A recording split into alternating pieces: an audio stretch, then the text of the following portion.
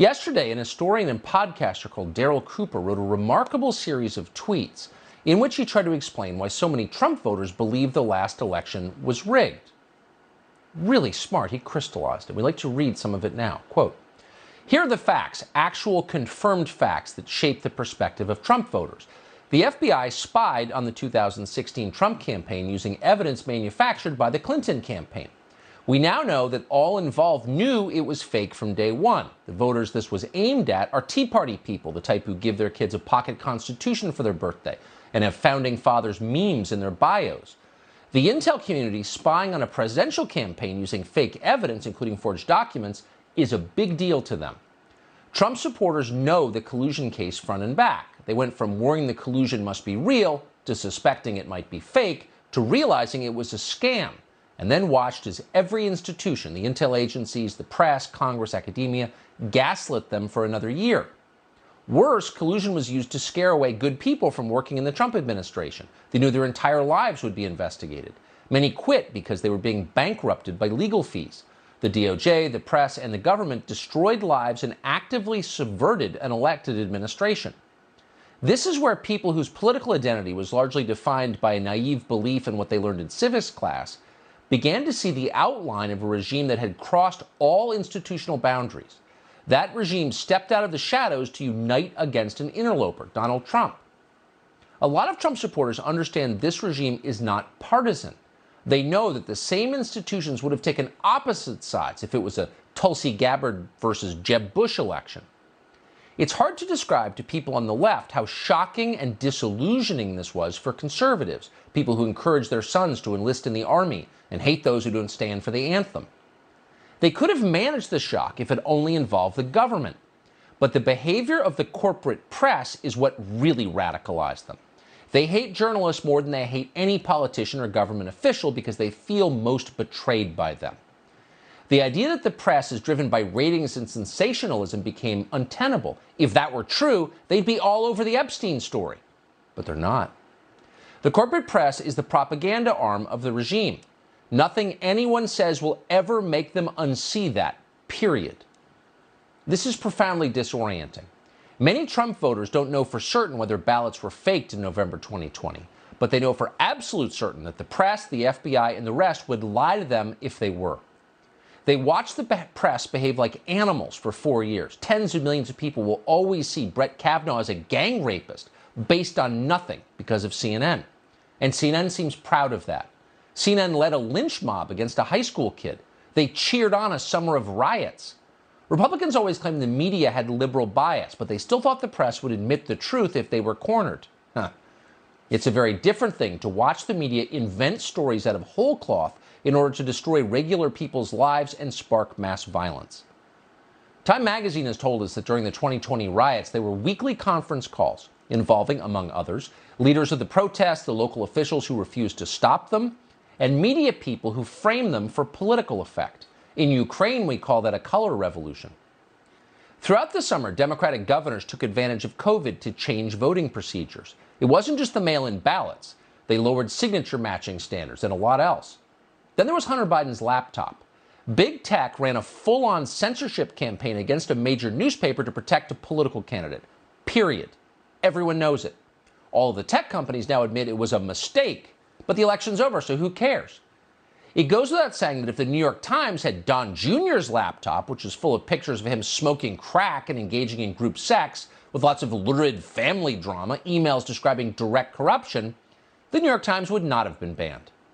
Think back.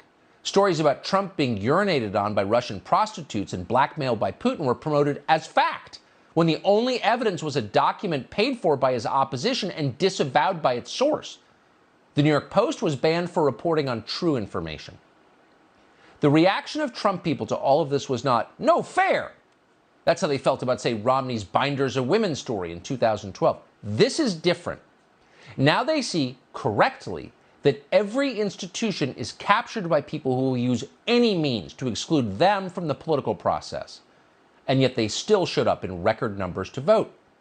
Trump got 13 million more votes than he did in 2016. He got 10 million more than Clinton got. As election night dragged on, his voters allowed themselves some hope.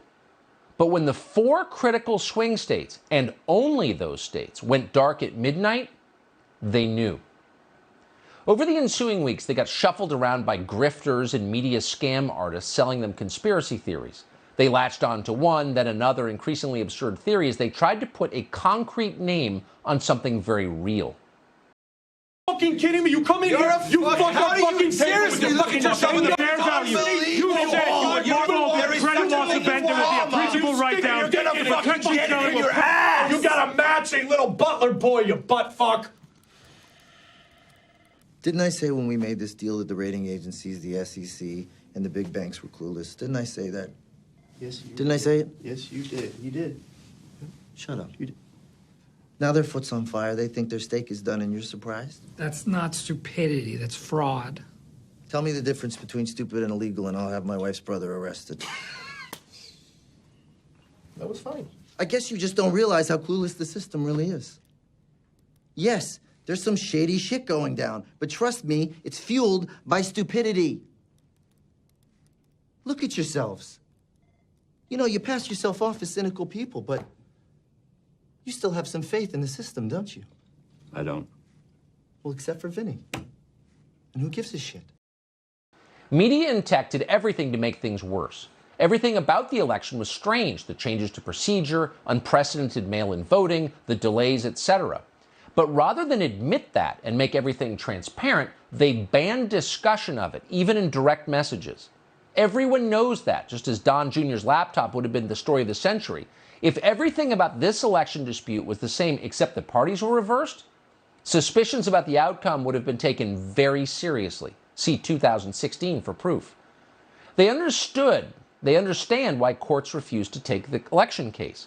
What judge will stick his neck out for Donald Trump knowing that he'll be destroyed in the media as a violent mob burns down his house? It is a fact, according to Time magazine, that mass riots were planned in cities across the country if Trump won. Sure, they were protests, but they were planned by the same people as during the summer, and everyone knows what that would have meant. Judges have families too. Forget the ballot conspiracies.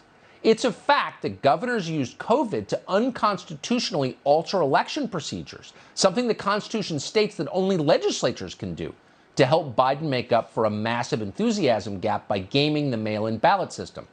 They knew it was unconstitutional when they did it. It's right there in plain English in the Constitution. But they also knew the cases wouldn't see court until after election. What judge is going to toss millions of ballots because a governor broke the rules? The threat of mass riots wasn't implied, it was direct. And he goes on. In the end, Daryl Cooper writes, not every theory about election fraud is true, but Trump's voters, quote, are absolutely right that their government is monopolized by a regime that believes they are beneath representation and will observe no limits to keep them getting it. End quote. That is true, and every honest person knows it.